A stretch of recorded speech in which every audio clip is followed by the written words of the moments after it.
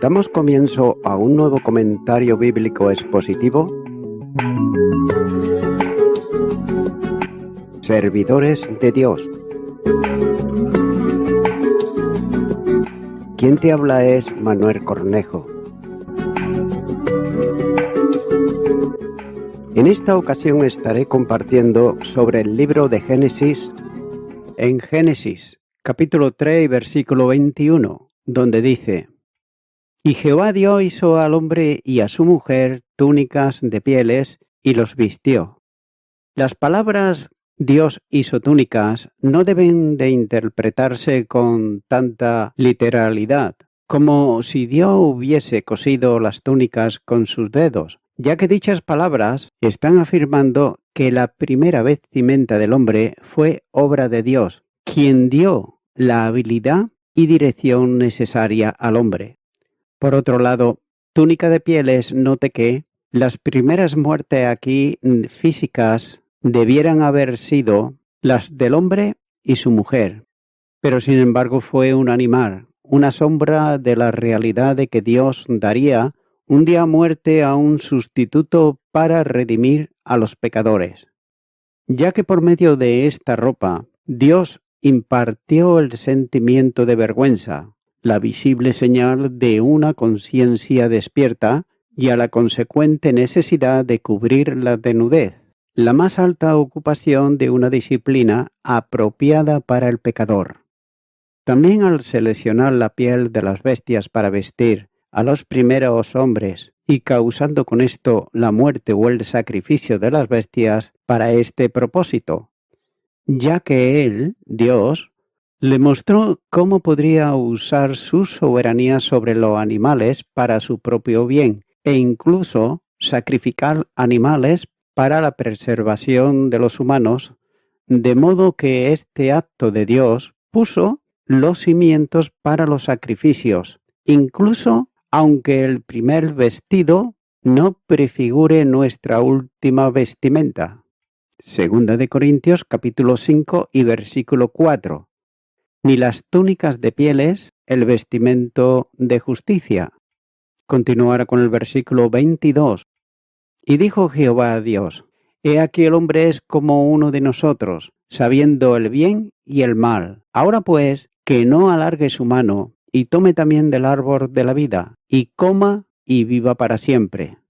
Note que quien habla y dicta la sentencia es Jehová Dios, ya que Jehová Dios es el nombre que relaciona a Dios con su fidelidad en el cumplimiento de sus promesas, y Dios, Elohim, está destacando su soberanía y universalidad sobre toda la creación.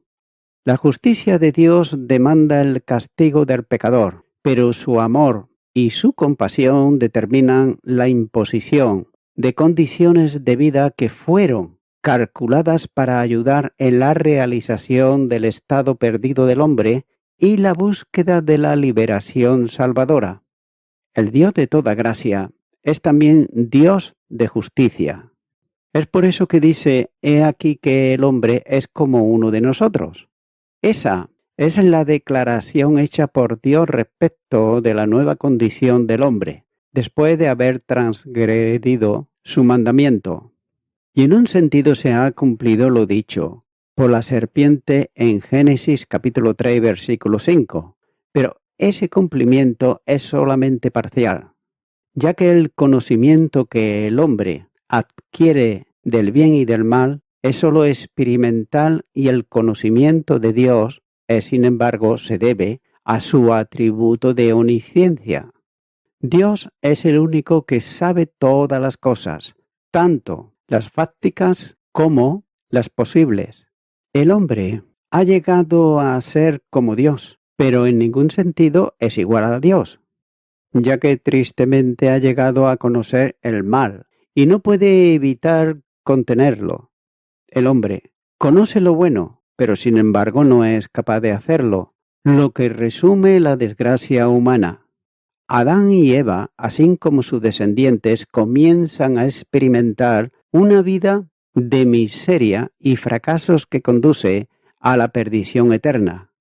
Por tanto, la única posibilidad de liberación descansa sobre la obra de redención realizada en la cruz del Calvario, cuando la simiente de la mujer, es decir, Jesús el Mesías, aplasta la cabeza de la serpiente de manera definitiva, ya que sólo mediante la fe en el sacrificio de Cristo, el pecador puede ser librado de la segunda muerte, como así señala Apocalipsis capítulo 2, versículo 11, capítulo 20, versículo 6 y versículo 14.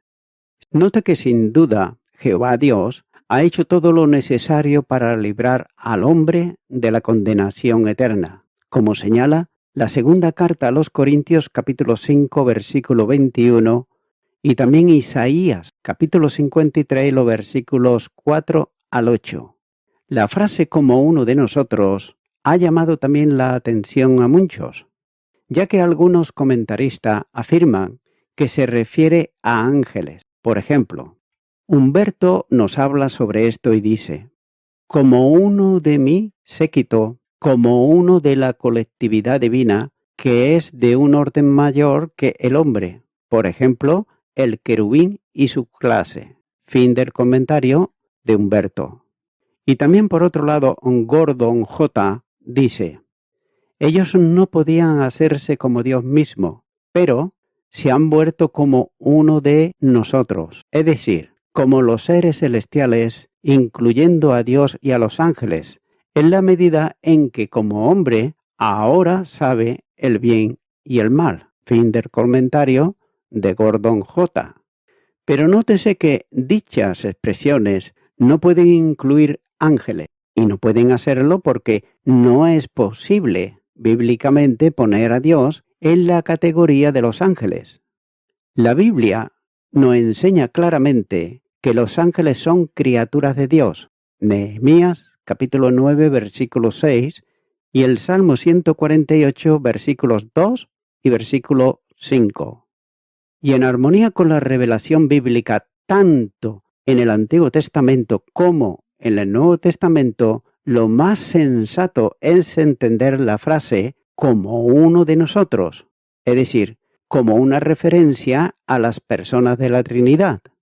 Si bien es cierto que la doctrina de la Trinidad no aparece claramente expuesta en el Antiguo Testamento, y no es menos cierto que el Antiguo Testamento señala el camino al desarrollo de esa verdad bíblica.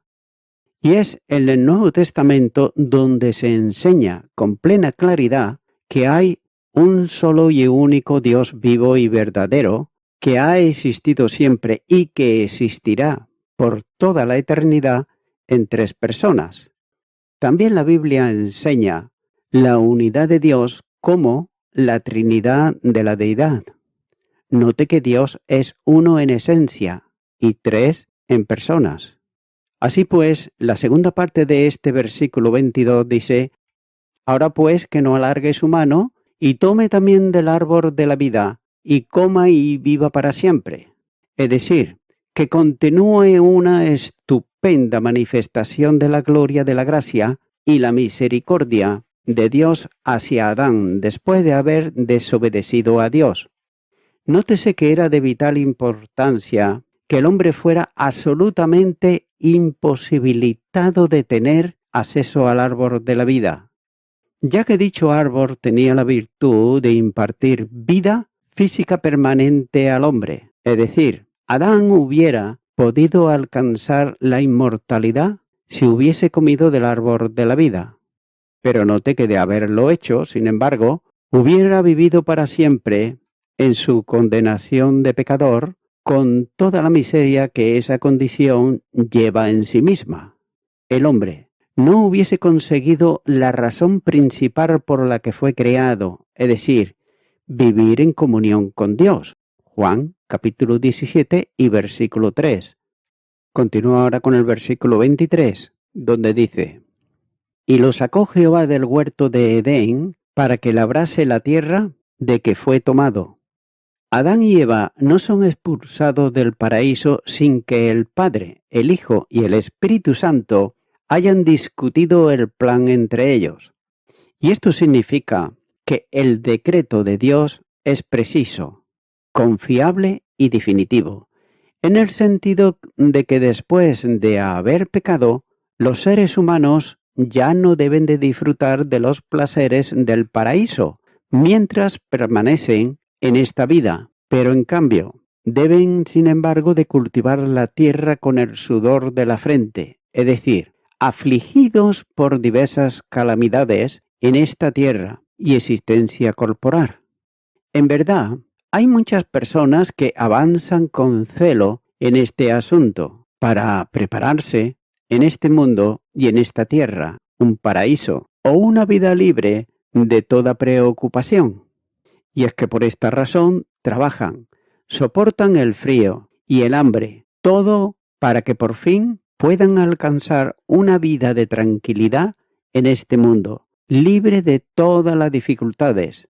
Pero note, sin embargo, que estas personas son refutadas por la presente descripción de la expulsión de Adán del paraíso. De hecho, Dios Padre, Hijo y Espíritu Santo han establecido como regla firme y fija que en esta vida debemos ser desalojados del paraíso y afligidos por las dificultades en la tierra, hasta que volvamos a la verdadera tierra.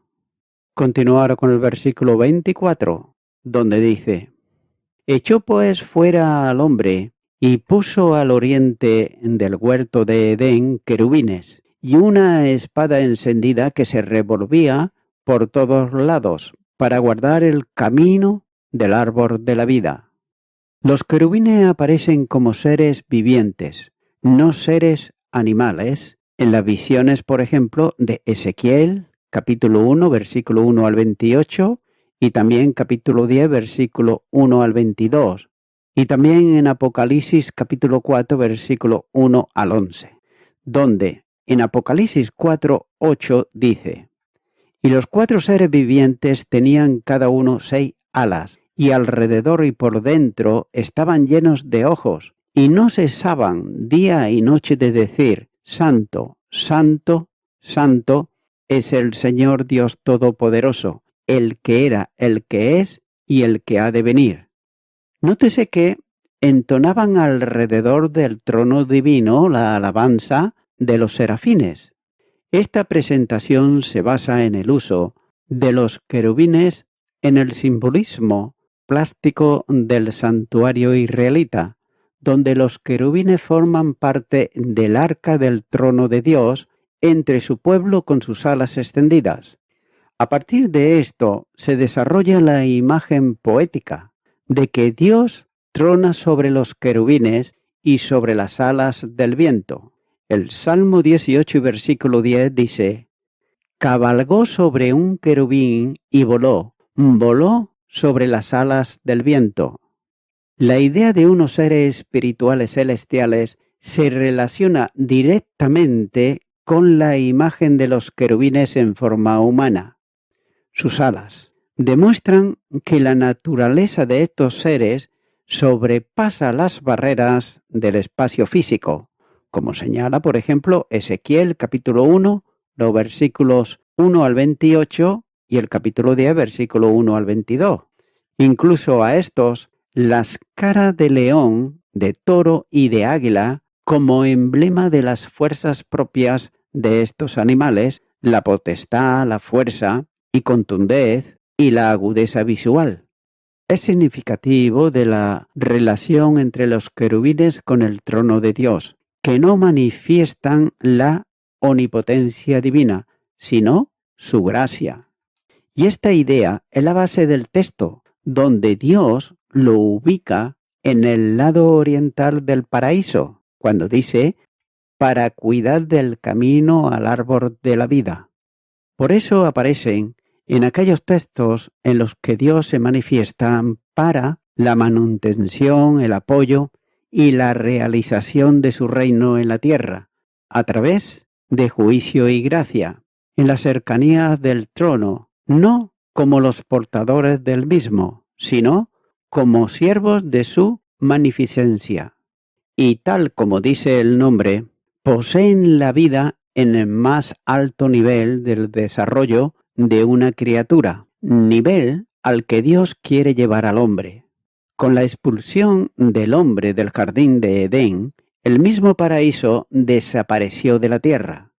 Note que Dios no retiró el árbol de la vida con su poder sobrenatural, ni tampoco destruyó el jardín ante sus ojos, sino simplemente evitó que regresaran para demostrar que éste debía ser preservado hasta el tiempo del fin, cuando el pecado haya sido desarraigado por el juicio y la muerte abolida por el conquistador de la serpiente.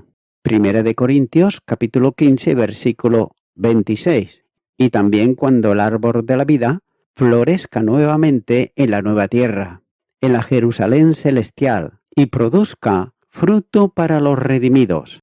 Apocalipsis, capítulo 20, versículo 1 al 15, y capítulo 21, versículos 1 al 27. Y voy concluyendo con esto. 3 clases de desórdenes aparecen en la vida humana como resultado de la entrada del pecado. En las relaciones personales hay una enajenación y una brutalización del amor sexual. Génesis capítulo 3, versículo 7 y versículo 16. Esas son las pasiones que a las postres asolarán a la sociedad humana y es una realidad presente en la sociedad moderna y posmoderna, ya que en el ámbito físico la vida se ha convertido en una lucha dolorosa. El ser humano libra una terrible batalla para continuar y sostenerse diariamente. Por otro lado, la mujer concebirá y dará a luz con dolor y riesgo también de su propia vida. El hombre tendrá que esforzarse para obtener los alimentos necesarios para su sustento, como muestra Génesis capítulo 3, versículos 16 y 19. Y en la esfera espiritual, el hombre ha sido expulsado del huerto y se convierte en un enemigo de Dios, y por otro lado, en un amigo del mal. Génesis capítulo 3, versículo 8, versículo 15 y versículo 24. Ya que el pecado de Adán ha tenido 4 grandes consecuencias en la esfera teológica. La culpa de su primer pecado ha sido imputada a toda la raza humana en la virtud del hecho de que Adán ocupa la posición representativa de toda su posteridad delante de Dios. Romanos capítulo 5, versículo 12 y versículos 18 y 19. Ya que primeramente el pecado original está adherido al hombre y a la posteridad de Adán, que ha heredado una naturaleza corrompida y depravada de su pecado. El pecado ha afectado a todas las áreas de su vida, espiritual, física, emocional y también intelectual.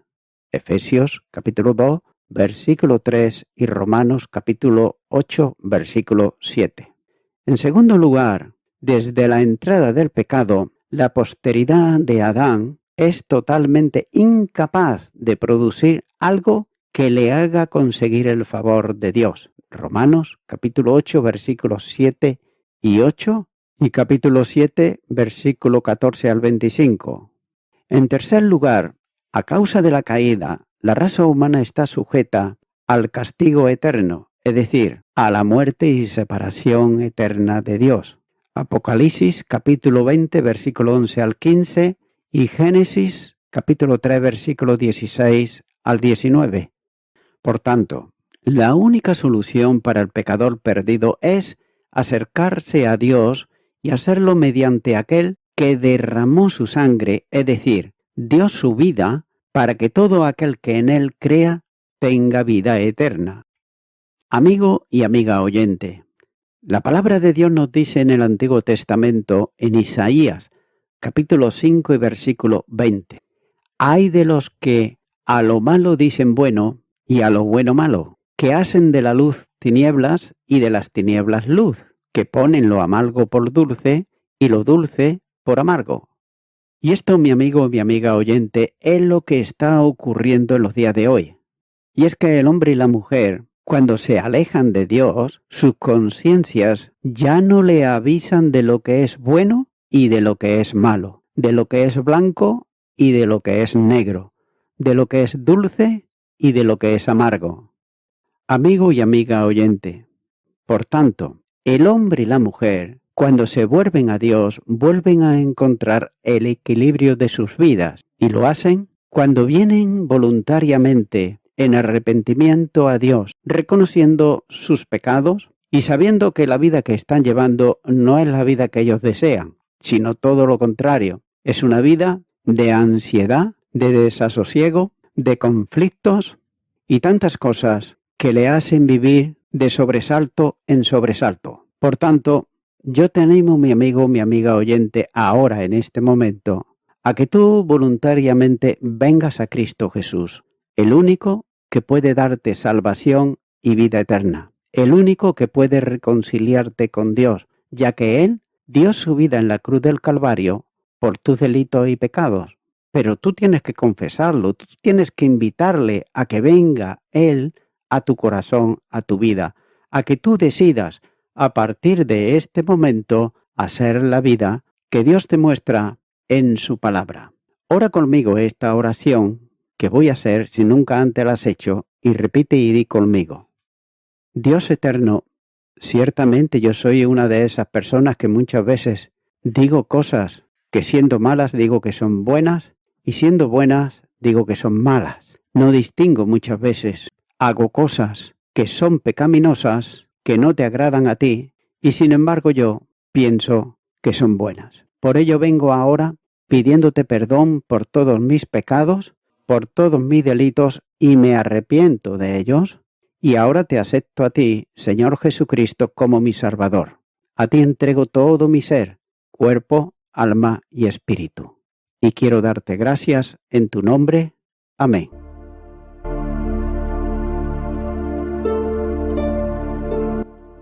Amigo y amiga oyente, si tú has hecho esta oración de corazón, te recomiendo que comiences a orar a Dios, en primer lugar, en el nombre del Señor Jesucristo.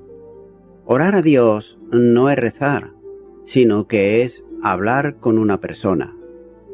También te recomiendo que leas la palabra de Dios y lo hagas a diario. Comienza, por ejemplo, con el Nuevo Testamento.